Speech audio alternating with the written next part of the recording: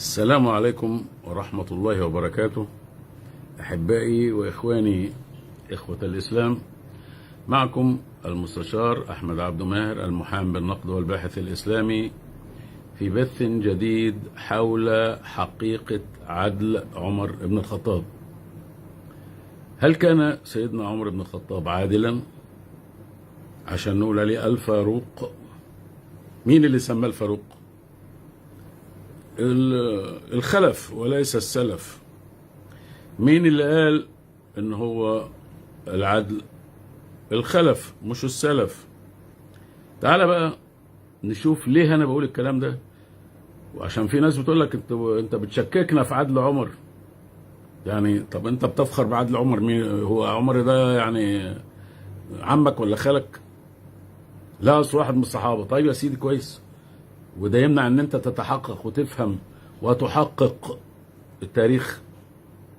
ولا انت مش عايز؟ زي ما في ناس برضو بتقول لك انا لا اعتمد على التاريخ. طب اللي ما بتعتمدش على التاريخ بتعتمد على البخاري ومسلم ليه؟ ما كلهم تاريخ. مش كل ده تاريخ عن فلان عن فلان عن فلان عن فلان؟ تاريخ. نرجع بقى لعدل عمر. سيدنا عمر عنده مشكلتين كبار: مشكلة مع الرسول وأهل بيته، ومشكلة مع الشعوب اللي حكمها. ده في العدل، أنا بتكلم في العدل. أنا بكلمكم بصفتي متخصص عدل.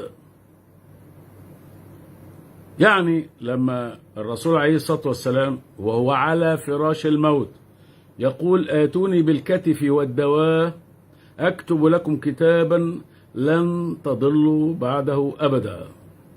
ده الكلام ده موجود عندنا في البخاري ومسلم، تمام. فيقوم عمر بن الخطاب يقول ايه؟ دعكم منه فإنه يهجر. يهجر يعني يهزي، يعني بيخرف. ده مين؟ ده سيدنا عمر بن الخطاب بيقول على سيدنا النبي عليه الصلاة والسلام، بيقول عليه كده انه بيخرف. فاتخانقوا. ناس تقول طب نديله الورقه هيكتب لنا وصيه لا نضل بعدها ابدا. الناس تقول لا، ما تدلوش عشان ده بيخرف. ده مين السبب؟ عمر بن الخطاب الفاروق بتاع العدل ده. في النتيجه النهائيه ايه؟ ان الرسول طردهم كلهم. وده كان اخر عهد رسول الله بعمر بن الخطاب، انه طرده. دي واحد. نمرة اتنين، لما جت الخلافه وحبوا ان هم يبايعوا ابا بكر، فستنا فاطمه الزهراء مش عايزه تبايع ابو بكر. يقوم يعمل ايه عمر؟ خلي بالك ان ده الكلام ده عشان ما حدش يقول لي ده كل المراجع بتقول الكلام اللي انا بقوله ده، ومش كده وبس.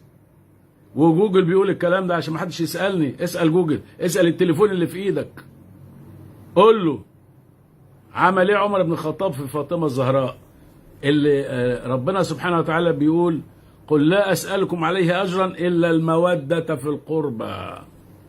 شوف عمل إيه بقى في بنت النبي.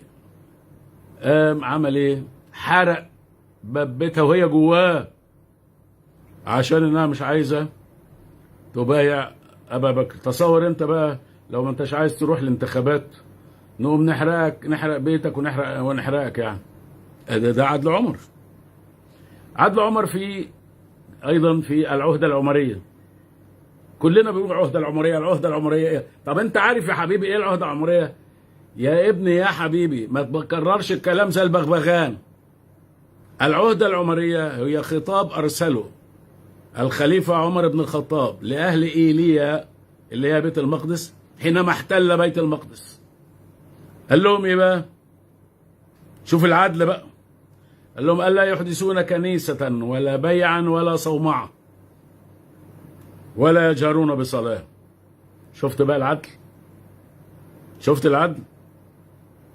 لربنا ده ربنا بيقول ايه؟ ولولا دفع الله الناس بعضهم ببعض لهدمت صوامع وبيع وصلوات ومساجد يذكر فيها اسم الله كثيرا. يعني ربنا بيحرضنا على ان احنا نصون هذه البيع والصلوات والمساجد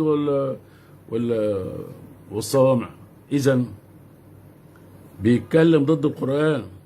كاتب لهم كده. وقال انه المسلم اذا جه ايليا، اذا جه بيت المقدس، يستضاف في الكنيسة 3 أيام، يأكل ويشرب وينام غصب عنهم، فردة كده. ده عدل بقى؟ ومش كده وبس، وقال إنه المسيحيين يوقرون المسلمين ويقوموا لهم. ده عدل بقى؟ وكمان مش كده وبس، ألا يوقرون في مجلس به مسلم. ده عدل برضه؟ ومش كده وبس، وإنه يعني حاجات كتير طبعا مكتوبة في الكتب، وهذه الكتب لناس معتمدين، مش بس الشيعة، لا، من أهل السنة زي ابن كثير مثلا. الكلام ده مكتوب يعني. فهل يا ترى دي صورة من صور العدل لما تبقى الفتوحات الإسلامية من العراق شرقا إلى أسبانيا غربا؟ طبعا سيدنا عمر ليه حظ في هذه الفتوحات، يعني كان في أيامه برضه فتوحات. فحصل إيه بقى في الفتوحات دي؟ سبي للنساء ووطئهن، نهب للدور والقصور، بيت المال كان بياخد 5 الغنائم، كان من ضمن الغنائم دي نسوان وعيال ورجالة يتباعوا. هل ده بقى عدل؟ يتباعوا في السوق. وخلي بالك انه بيع البشر ده ما جاش الا على ايد الامم المتحدة. ده يعني ما توقفش الا على ايد الامم المتحدة، انما اذا كان على المسلمين بيبيعوا البشر.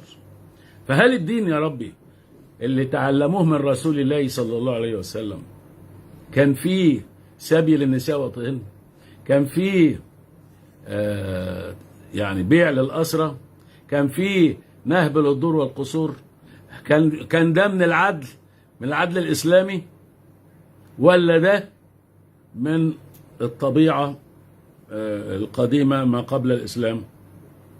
إذن دي برضو من المشاكل اللي قابلتني واللي أنا بعرضها على حضراتكم، وتقولوا لي إن إذا كان ده عدل ولا مش عدل.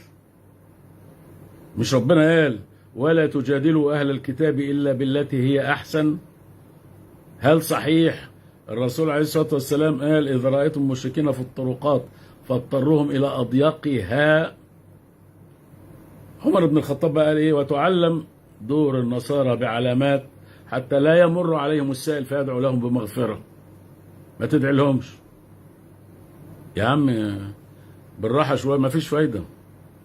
هل صحيح انه عمرو بن العاص لما جه مصر هنا وحاصر الاسكندرية 2.5 سنة وبعدين دخل لقى مكتبة ضخمة، فأرسل لعمر بن الخطاب قال له ده في مكتبة ضخمة جدا، قال له فيها ايه؟ قال له فيها كتب. قال له أفضل من القرآن؟ قال له لا. قال له حرقها. قعدوا 8 أشهر يحرقوا في الكتب بتاعت مكتبة الإسكندرية، بتاع اسكندرية اللي كانت محاصرة 2.5 سنة، علشان يدفوا بيها مية الحمامات. ده في عصر مين؟ في عصر عمر بن الخطاب. ده اللي مكتوب في التاريخ. خلي بالكم أنا ما بألفش، أنا مش بألف حاجة، ده اللي مكتوب في التاريخ. ومصر ما هياش شيعية ولا حاجة. فاحنا لازم معلش قبل ما نعتقد وقبل ما حد يحفظنا غلط لازم نفهم وندرك. ده ربنا اللي نزل القرآن قال كتاب أنزلناه إليك مبارك ليدبروا آياته. تدبر الكتاب اللي أنا منزله ده، ربنا بيقول لك كده. يبقى وقال كتاب أنزلناه إليك مبارك ليدبروا آياته، وقال أفلا يتدبرون القرآن أم على تدبر بقى أنت الكلام اللي بيتقال لك ده. كل ده عدل عندك؟ كل ده عدل؟ اللي انت سامعه ده كله عدل ولا ظلم وقهر؟ بس ده اللي انا عايز اقوله. انا ما يهمنيش مين هيخش، مش انا اللي هحاسب الناس، انا اللي يهمني عقل الناس اللي موجودين معايا. انا مسؤول، ان اريد الا الاصلاح ما استطعت وما توفيقي الا بالله عليه توكلت واليه انيب. انا بقول الكلام ده للاصلاح عشان ما تعتقدش حاجات عكس الصحيح. هل انت تتصور القصص اللي بتتقال على سيدنا عمر انه جاء القرآن موائما لرأي عمر قبل ان كان عمر يقول الكلام قبل ما ينزل جبريل بيه، انما النبي محمد كان بيغلط. امال ايه؟ مش ربنا قال له ان فتحنا لك فتحا مبينا ليغفر لك الله ما تقدم من ذنبك وما تاخر ويتم نعمته عليك ويهديك صراطا مستقيما؟ فكان في ذنوب للرسول. انما عمر بن الخطاب كان شايف لقدام للمستقبل. واحنا هنعمل ايه يعني؟ هو ده اللي قاله لنا الجماعه اللي بيحبوا سيدنا عمر. انا ما بكرهوش، انما انا اكره ان تدخل في دماغي حاجات متنافيه مع الواقع. انا اللي بقوله ده كله على ارض الواقع، موجود على ارض الواقع. اما العدل اللي في دماغك ده، اقرا العهده العمريه بتقول ايه؟ اقراها. مش يمكن انا بفتري على سيدنا عمر؟ مش يمكن انا بشككك في عدل عمر؟ شوف، اقرا. ما تقراش ليه؟ ده دينك نزل اول ما نزل باقرا. يبقى اذا معلش لازم يعني نهدي شويه ونشوف قبل ما نعتقد نتيقن، قبل ما نحكم نتيقن. هكذا يجب ان يكون المسلم. انما مش المسلم انه يقول لك انه صحيح المنقول افضل من صريح المنقول افضل من صحيح المعقول. لا، غلط. الجماعه المشايخ بتوعنا يقول لك انه صحيح المنقول مقدم على صحيح المعقول. يعني حتى لو حاجه مش معقوله يقول لك يعني هل ده يعقل؟ حتى لو مخالف للقرآن قال لك يعني ربنا بيقول ادعو الى سبيل ربك بالحكمه والموعظه الحسنه وجادلهم بالتي احسن. لا، انا هروح لهم بالسيف والدرع.